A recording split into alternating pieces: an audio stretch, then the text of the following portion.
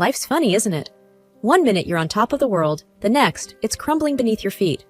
But let's not get ahead of ourselves. This story begins in the warm glow of happiness. My name's Emily, and not too long ago, my biggest problem was deciding what to cook for dinner or what movie to watch on a lazy Sunday afternoon. James and I met in what you might call the old-fashioned way, at a mutual friend's barbecue. He was the guy flipping burgers and telling stories, making everyone laugh. I remember thinking, who is this guy? With his easy smile and a way of looking at me like I was the only one there. It didn't take long for us to become an us. Emily, you have to try my special burger, he'd said, handing me a plate with a confidence that made me smile. It's got a secret sauce that'll change your life. I laughed, rolling my eyes. Change my life, huh? That's a pretty big claim for a burger. But I'll admit, it was a darn good burger. Maybe not life-changing, but it definitely made that day memorable. Not long after, James met Grandma. She was everything to me, the one who raised me when my own parents couldn't.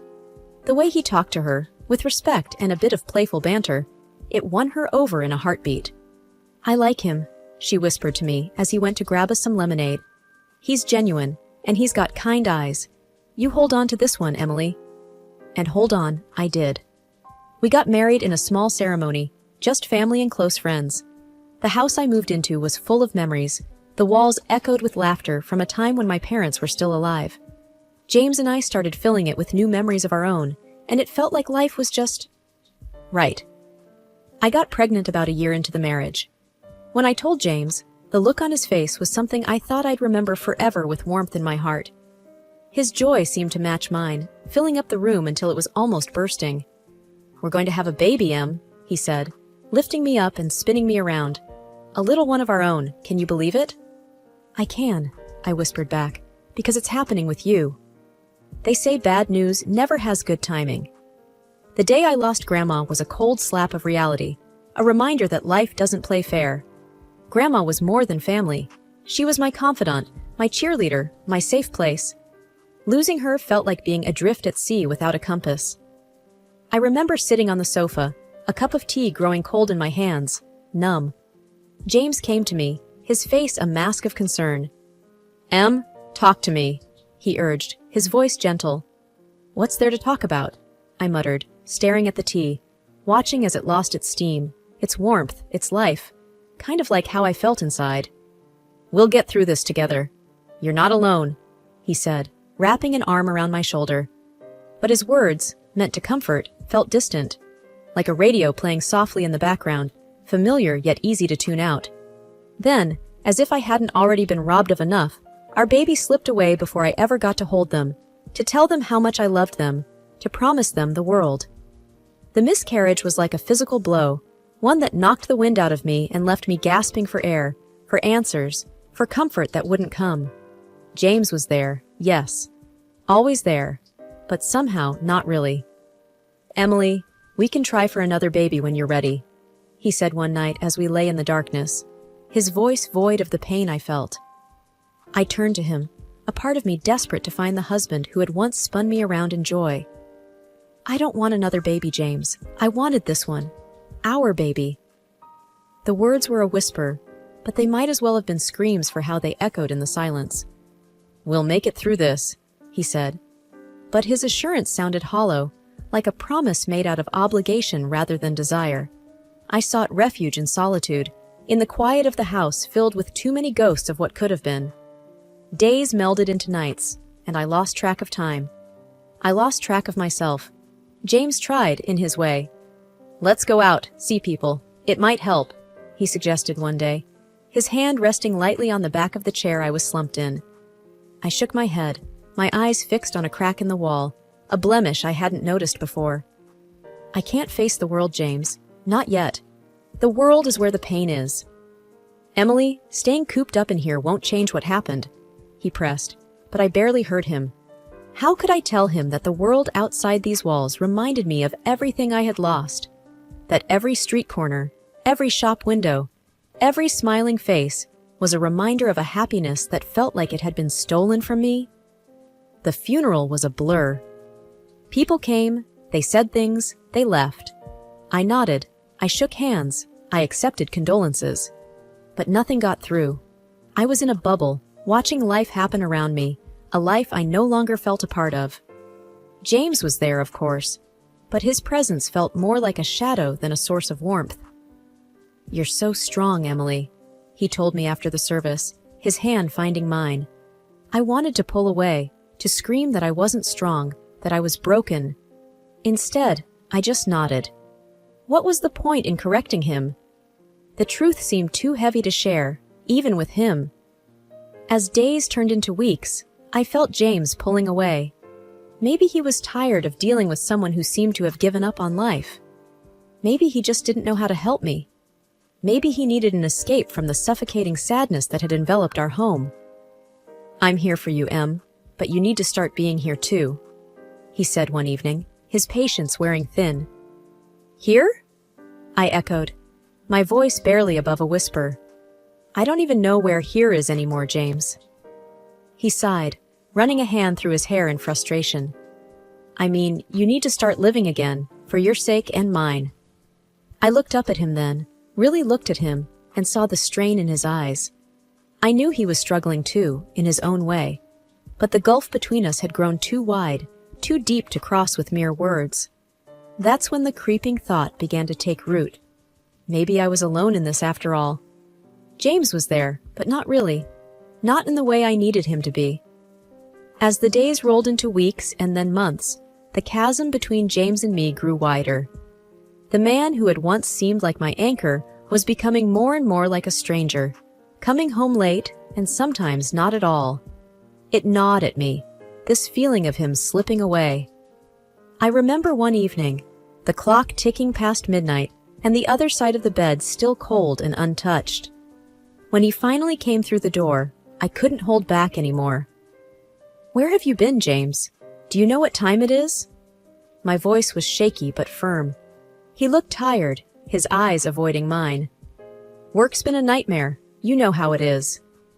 His voice was flat, dismissive almost. "No, I don't know," I snapped back. "Because you never talk to me about it anymore. You never talk to me about anything."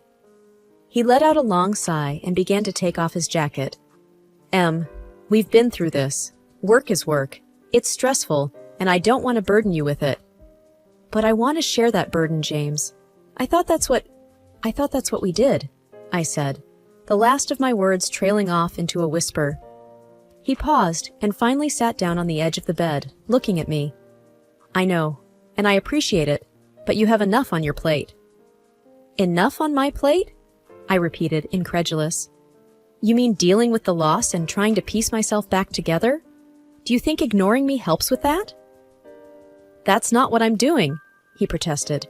But even as he said it, it sounded like he didn't believe it himself. "I offered you a divorce, James," I reminded him, my voice breaking a little. "I told you that you didn't have to stay with me out of pity or obligation." He looked up sharply at that. "Is that what you think this is? Pity? Obligation?" There was a hint of the old fire in his voice, a glimmer of the man I knew. "Yes, that's what it feels like," I admitted. "You're here, but you're not with me, not really, and it hurts." He ran his hands through his hair, a sure sign he was stressed. "Em, I'm trying. I really am. But I can't just switch off from work. It's been really tough." "But it's more than work, isn't it? You're away even when you're here. You've got your phone on you all the time, always texting, always distracted." He didn't say anything to that, just stared at the floor. "Is there someone else?" The question hung in the air, heavy and frightening.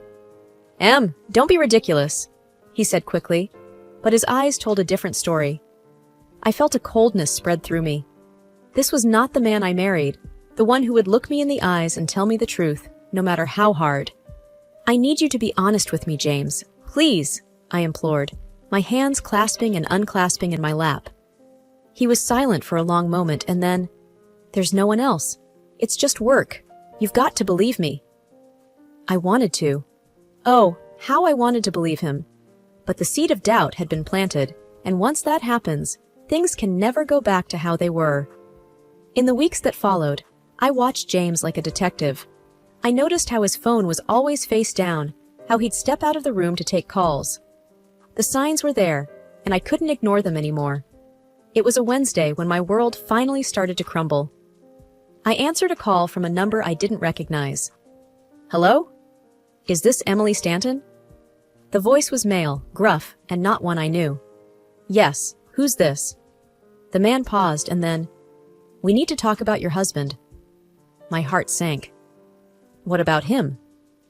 I think you'd better sit down, Mrs. Stanton. The cafe was one of those nondescript places, sandwiched between a laundromat and a closed-down bookstore. It seemed like a fitting backdrop for what was to come.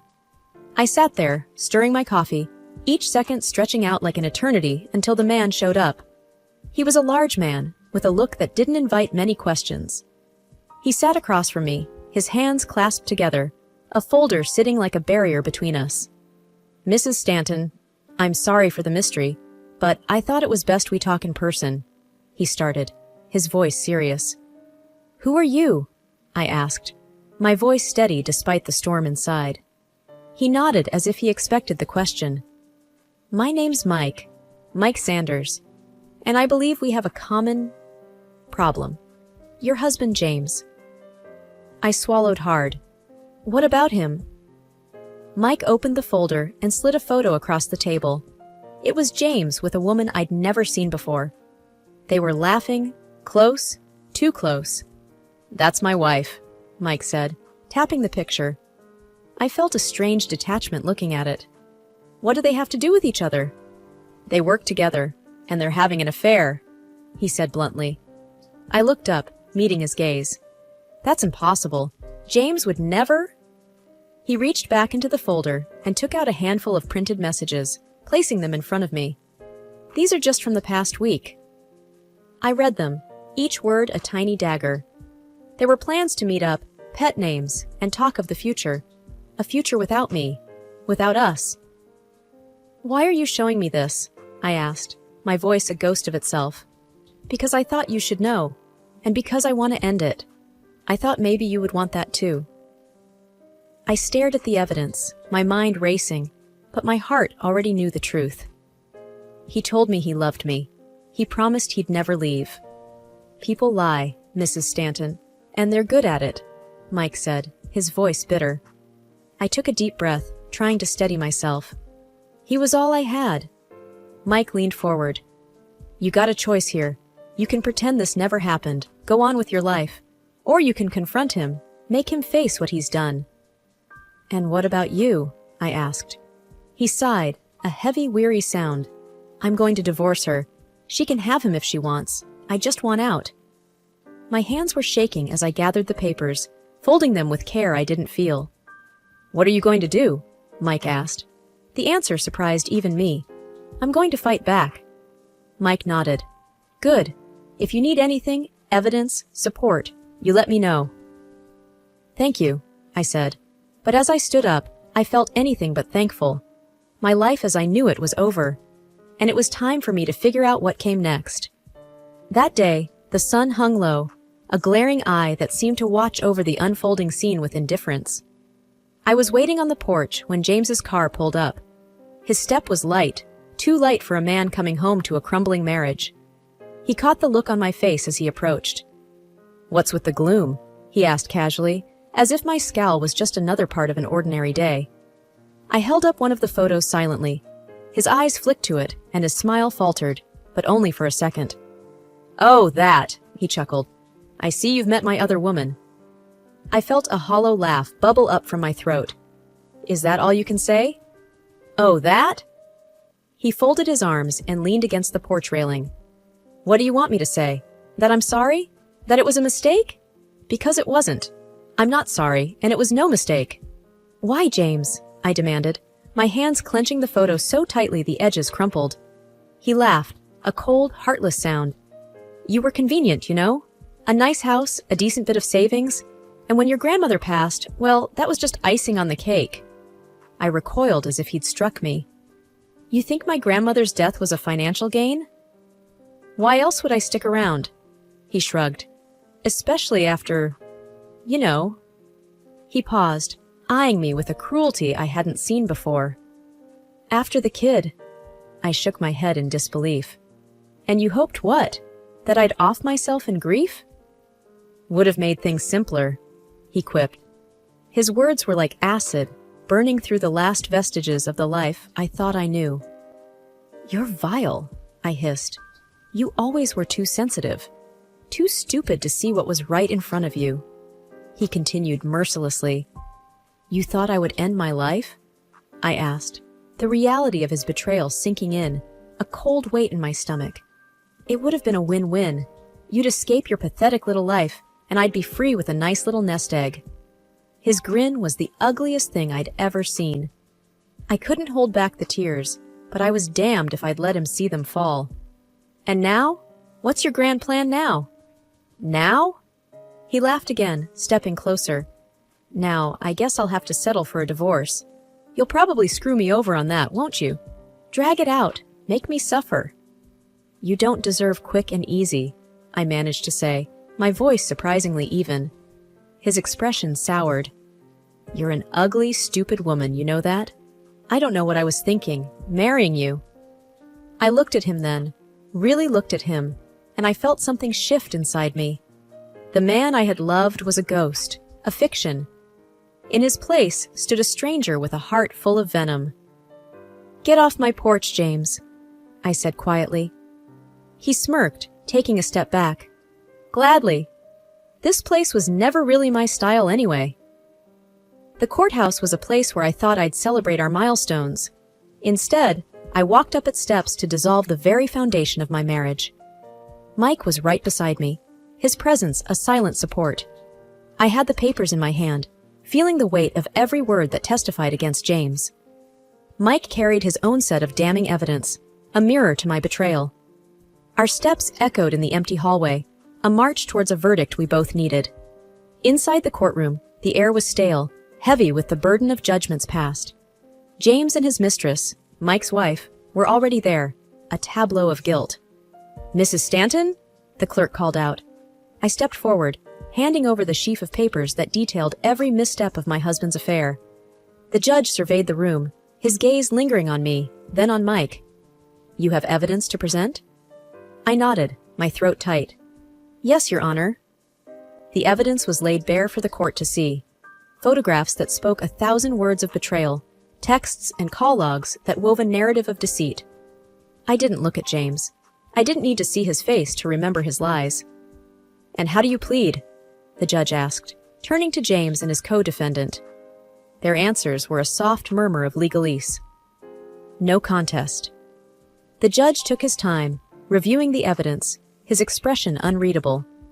Then, finally, he spoke, his voice the gavel that shattered the last tie between James and me. In light of the uncontested evidence, I am granting the petition for divorce. The division of assets will proceed as outlined, and given the circumstances, Mr. Stanton, you will also pay restitution. James stood, his face ashen, but I felt nothing. No victory, no joy, just the hollow end of a chapter. Mike met my gaze, a silent question in his eyes. Had it been worth it? I could only nod. It wasn't about winning or losing anymore. It was about setting the record straight, about reclaiming my dignity from the ruins James had left behind. The courtroom's heavy door swung closed behind me with a sound that felt final. Mike and I found a quiet corner in the bustling hallway outside. So, it's done, Mike said, his voice a mix of relief and something else, maybe sadness. I nodded, the reality of the situation settling in. It's done. They didn't even put up a fight, did they? No, he sighed, looking down at the floor. They knew there was no point. I thought about James, about the love I thought we shared, and how it had all been a lie. Do you think they're sorry for what they did, or just sorry they got caught? Mike's gaze met mine, steady and sure. Does it matter? They're out of our lives now. That's what counts. I let out a long breath, one I'd been holding since the day I got that call. I guess you're right. I didn't want it to end this way. Nobody ever does, he said. But you stood up for yourself. That counts for a lot. The weight of the papers in my bag seemed lighter now. Justice, or something like it, had been served. It didn't undo the past, but it cleared the path for the future. I just want to move on, I admitted. And you will, Mike assured me. This is a fresh start for both of us. I managed a small smile. A fresh start, I echoed. We walked to the exit, the light from the doors growing brighter as we approached. Outside, the sun was shining, and the world moved on, indifferent to the small dramas unfolding in its midst. Emily, Mike said as we stepped into the daylight, what will you do first? I thought for a moment. I'm going to go home, take a long bath, and then I'm going to start planning my future, one step at a time. That sounds perfect, he said. And if you ever need a friend, you know where to find me. I looked at him, grateful for his unexpected friendship. Thank you, Mike, for everything. The days following the divorce were quiet. One afternoon, as I was sorting through some of Grandma's old things, the doorbell rang. I hesitated for a moment, half expecting the past to be on my doorstep, but it was just Sarah, my neighbor. Hey, Emily, she greeted me with a warm, if somewhat pitying smile. I heard about everything. I'm so sorry. I brought you some casserole. I figured you might not feel like cooking. I managed a small laugh. You figured right. Thanks, Sarah. We settled in the kitchen, the casserole warming in the oven, filling the room with a homely scent. So, what will you do now? Sarah asked, sipping on the tea I'd made for us. I'm not sure, I admitted. But I'm thinking of selling the house. There are too many memories here. I need a fresh start. That sounds like a good idea, she said. A new place, new memories. Yeah, I mused, gazing out of the kitchen window. I want to travel too, see the places Grandma and I always talked about. That's wonderful, Emily. It's what you deserve, Sarah encouraged. I smiled, feeling a flicker of excitement at the thought. It is, isn't it? I spent so long living for someone else, trying to be what James wanted. It's time I lived for myself. Sarah reached across the table, giving my hand a reassuring squeeze. You've got this. And who knows, maybe along the way, you'll find someone who loves you for you. I hope so. But for now, I'm okay with being by myself, I said, feeling a strength within me that I hadn't felt in years. You're stronger than you know, Emily. And this fresh start is just the beginning for you, Sarah said with a knowing nod. The timer on the oven dinged then, breaking our conversation. As I stood to get the casserole out, I felt a sense of closure. The chapter with James was over, but my story was far from finished. As I drifted off to sleep, I thought of Grandma, of her strength and her love. She had wanted me to be happy, to be cared for. In the end, I realized, the person who needed to care for me the most was myself. And with that realization, I knew that no matter where I went or what I did, I would be okay.